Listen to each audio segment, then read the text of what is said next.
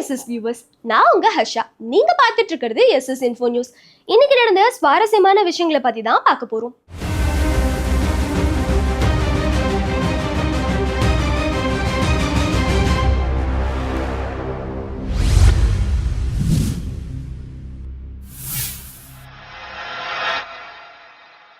இருபத்தி 7 ஆண்டுகளுக்கு பிறகு கேமராவில் சிக்கிய மிஷ்மி.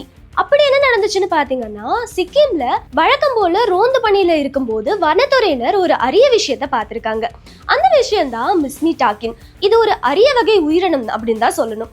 இந்தியா, மியான்மர், சீனா இதுல மலைப்பகுதிகளில், அதுவும் சில மலைப்பகுதிகளில் மட்டும்தான் இந்த அரிய வகையான உயிரினம் பார்க்கப்பட்டிருக்கு. அதை தொடர்ந்து இந்தியால, அதுவும் சிக்கிம்ல கிட்டத்தட்ட 1999 தான் அதிகாரப்பூர்வமான ஒரு புகைப்படமும் வீடியோவே கிடைச்சிருந்துச்சு. அதை தொடர்ந்து 27 வருஷம் கழிச்சு இப்பதான் மறுபடியும் இந்த விலங்கை வனத்துறையினர் பார்த்து வீடியோ எடுத்திருக்காங்க. வல்னரபிள் பட்டியல்ல இதுவும் ஒரு விலங்கா இருக்கு. அதாவது இந்த விலங்கும் அழியிற நிலைமையில இருக்க ஒரு விலங்கு அப்படிங்கிற மாதிரி சொல்றாங்க. மேலும் மூங்கில் மற்றும் தாவர வகைகளை உணவா கொண்டிருக்கு இந்த விலங்கு.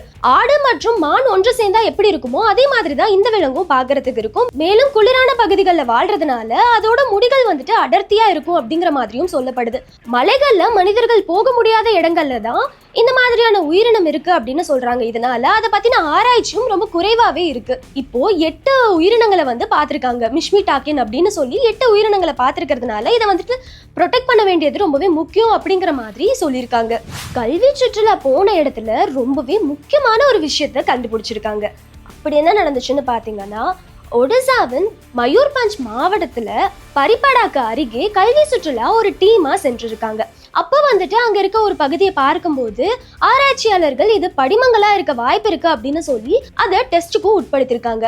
அதுல ரொம்பவே அரிய வகையான ஒரு விஷயத்த கண்டுபிடிச்சிருக்காங்க. அப்படி என்னன்னு பாத்தீங்கன்னா, 1.5 கோடிகள் ஆண்டுக்கு முன்னாடி வாழ்ந்த சுறாமீனோட பற்கள் மற்றும் முதுகெலும்புகளா இது இருக்கக்கூடும் அப்படிங்கிற மாதிரி சொல்றாங்க. மேலும் என்ன விலங்குன்னு ஐடென்டிஃபை பண்ண முடியாத சில அரிய வகை எலும்பு கூடுகளையும் அவங்க கண்டுபிடிச்சிருக்காங்க. இது உண்மையாலுமே பெரிய கண்டுபிடிப்புன்னு தான் சொல்லணும். இந்தியால இந்த மாதிரியான ஒரு அதிசயம் நடந்திருக்கிறது சாதாரண விஷயம் கிடையாது. அது மட்டும் இல்லாம ஒடிசாவோட அந்த பகுதி கிட்டத்தட்ட கடலுக்கு 60 கிலோமீட்டர் தொலை தூரத்துல இருக்கு. முன்னாடி இது கடலாதான் இருந்திருக்கும் அப்படிங்கிறத இப்ப கன்ஃபார்மும் பண்ணிருக்காங்க.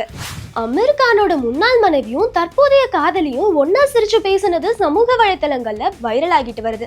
அப்படி என்ன நடந்துச்சுன்னு பாத்தீங்கன்னா, அமீர் கான் அவர்கள் கார்ல முன் சீட்ல உட்கார்ந்துருக்காரு. பின்னாடி அவரோட முன்னாள் மனைவியான கிரண் மற்றும் தற்போதைய காதலியான கௌரி ஸ்பிராட் 2 பேரும் இருந்திருக்காங்க. அது மட்டும் இல்லாம கிரண் மற்றும் அமீரோட மகனும் இருந்திருக்காரு. இந்த விஷயம் சமூக வலைத்தளங்கள்ல வைரல் ஆகிட்டு வருது. 2 பேரும் சிரிச்சு பேசுறத பார்க்கும்போது பலரும் ஆச்சரியத்துல ஆழ்ந்திருக்காங்க அப்படின்னு தான் சொல்லணும். உருகிய பனிப்பாறைகளுக்கு பதிலா புதிய பனிமலைகளை உருவாக்கும் இந்திய தொழில்நுட்பம். அப்படி என்ன நடந்துச்சுன்னு பாத்தீங்கன்னா, லடாக் மலைப்பகுதிகளில் குளிர்காலத்துல பனிக்கட்டிகள் உறைந்திருக்கும். அதுக்கப்புறம் பருவநிலை மாற்றம் விவசாயத்துக்கு தேவைப்படும் போது அந்த பனிகள்லாம் உருகி ரொம்பவே ஹெல்ப்ஃபுல்லா இருக்கும். ஆனா பருவநிலை மாற்றம் காரணமாக அந்த பனிமலைகள்லாம் காணாமலே போயிடுது அப்படிங்கிற மாதிரி ஒரு கம்ப்ளைண்ட் வந்துச்சு. மேலும் லடாக்ல விவசாயம் ரொம்பவே வறட்சி ஏற்படுற விதமா இருக்கு அப்படிங்கிற மாதிரியும் சொன்னாங்க. இதுக்காக இந்தியா ஐஸ் ஜோபா அப்படின்னு ஒரு செயற்கை பனிமலைகளை உருவாக்குனாங்க. அது எப்படின்னு பாத்தீங்கன்னா, குளிர்காலங்கள்ல தண்ணீரை பனிமலைகளை ஒரே வச்சுட்டு தேவைப்படும் போது அந்த பனிமலைகளை உருகி தண்ணீர் கிடைக்குது. இந்த மாதிரியான ஒரு டெக்னிக்கை யூஸ் பண்ணாங்க. ஆனா அதுலயும் சில பிரச்சனைகள் இருந்துச்சு. ஏன்னா டேப் உறைஞ்சு போகுது, தண்ணி அதுலயே ஸ்டக் ஆயிடுது அப்படிங்கிற மாதிரி பிரச்சனை இருந்ததுனால இந்த திட்டம் ஃபுல்லா சக்சஸ் ஆகல. ஆனா அதுக்கு பதிலா இப்போ ஒரு புதிய திட்டத்தை அறிமுகப்படுத்திருக்காங்க. AIR, அதாவது ஆட்டோமேட்டட் ஐஸ் ரிசர்வோர். இந்த திட்டம் எப்படி செயல்படுது அப்படின்னு பாத்தீங்கன்னா, சோலார், அதாவது சூரியன் மூலமா எனர்ஜி எடுத்துட்டு ஃபுல்லாவே ஆட்டோமேட்டடா இருக்கு. தண்ணீர் தேவைப்படுறப்போ அது ஈஸியா தண்ணீரை வெளியே பனிமலைகளா பீச்சி அடிச்சு அதுக்கப்புறம் தேவைப்படுற நேரங்கள்ல தண்ணியா யூஸ் பண்ணிக்கிறாங்க. இந்த தொழில்நுட்பம் பலராலும் பாராட்டப்பட்டு வருதுன்னு தான் சொல்லணும். ஒரு ரீலுக்கு 4000 இல்ல, கிட்டத்தட்ட 76 லட்சமே சம்பாதிக்கலாம். அப்படி என்ன நடந்துச்சுன்னு பாத்தீங்கன்னா, இன்ஸ்டாகிராம்ல ரொம்பவே பிரபலமான ஒருத்தர் தான் ஓரி. இவரு பாலிவுட் ஸ்டாரோட நிறைய புகைப்படங்கள் எடுத்துட்டு இன்ஸ்டாகிராம்ல அப்லோட் பண்ணுவாரு. ரொம்பவே செலிபிரிட்டியா இருக்கிறதுனால ரீசெண்டா ஒரு பாட்காஸ்ட்ல அவரை இன்டர்வியூ எடுத்திருந்தாங்க. அதுல நிறைய விஷயங்கள் அவர் ஷேர் பண்ணியிருந்தாரு. குறிப்பா பணம் எப்படி சம்பாதிக்கிறாரு, எவ்வளவு சம்பாதிக்கிறாரு அப்படிங்கறது குறித்து பேசியிருந்தாரு. சில திருமண விழா, பர்த்டே பார்ட்டி இந்த மாதிரியான ஃபங்க்ஷனுக்கு நீங்க என்ன கூப்பிடலாம். அதுக்கு அவர் எவ்வளவு சார்ஜ் பண்றாருன்னு பாத்தீங்கன்னா 15 முதல் 25 லட்சம் வரை அவர் வந்துட்டு சார்ஜ் பண்றேன் அப்படிங்கிற மாதிரி சொல்லியிருக்காரு. கடந்த மாதம் வந்துட்டு ஒரு பிராண்டோட ப்ரொமோஷன் பண்ணியிருக்காரு. அதுக்கு கிட்டத்தட்ட 76 லட்சம் வரை வந்துட்டு வசூலிச்சிருக்காங்க. அதாவது ஒரே ரீலோட ப்ரொமோஷனுக்காக இவ்வளோ அமௌண்ட் வாங்கியிருக்கேன் அப்படிங்கிற மாதிரியும் சொல்லியிருந்தாரு. இந்த விஷயம் இப்போ சமூக வலைதளங்கள்ல பயங்கர பேசும் பொருளா மாறி இருக்கு. பிரபல இயக்குனரோட மகன் இப்போ ஹீரோவாக அறிமுகமாக போறாரு.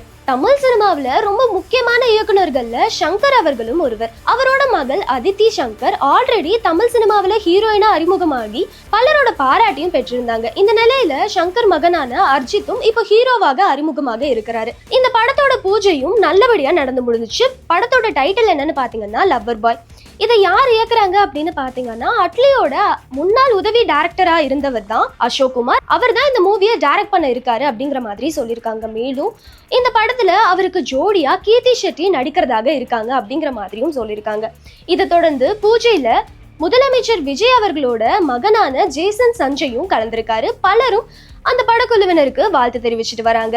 அது மட்டும் இல்லாம பெரிய டைரக்டரோட மகன் இப்போ ஹீரோவா அறிமுகம் ஆறதுனால அவருக்கு பெரிய எதிர்பார்ப்பு இருக்கு அப்படின்னு தான் சொல்லணும். போன்பே வாலெட்டை நீங்க யூஸ் பண்ணலன்னா 100 ரூபாய் உங்களுக்கு தான் நஷ்டம். அப்படி என்ன நடந்துச்சுன்னு பாத்தீங்கன்னா போன்பே இப்போ புதிய ரூல்ஸா அறிமுகப்படுத்தியிருக்காங்க. இதன்படி நீங்க போன்பே வாலெட்டை 365 நாட்கள் பயன்படுத்தாமலே இருந்தீங்க அப்படின்னா ஒரு வாரத்துக்கு முன்னாடியே உங்களுக்கு நோட்டிபிகேஷன் வந்துடும். அப்பயும் நீங்க அந்த வாலெட்டை பயன்படுத்தல அப்படின்னா கிட்டத்தட்ட 100 ரூபாய் வரைக்கும் ஃபைன் அமௌண்ட்டா எடுப்போம் அப்படிங்கிற மாதிரி சொல்லியிருக்காங்க.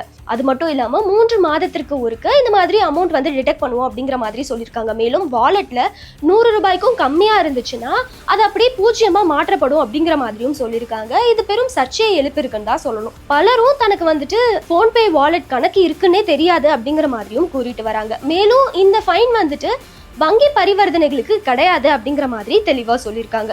அதை தொடர்ந்து போன்பே வாலெட் வந்துட்டு நீங்க ஒரு தடவை பயன்படுத்தினாலே போதும், உங்களுக்கு இந்த மாதிரி எந்த ஃபைனும் விழுகாது அப்படிங்கிற மாதிரி போன்பே தரப்புல இருந்து சொல்லியிருக்காங்க. நீங்க ஒருவேளை போன்பே வாலெட் வந்துட்டு மெயின்டைன் பண்றீங்க அப்படின்னா இப்பயே ஒரு தடவை செக் பண்றது ரொம்பவே நல்லது. இந்த பதிவு உங்களுக்கு பிடிச்சிருந்ததுன்னா மறக்காம சப்ஸ்கிரைப் பண்ணுங்க, சப்போர்ட் பண்ணுங்க, ஃபாலோ பண்ணிக்கோங்க.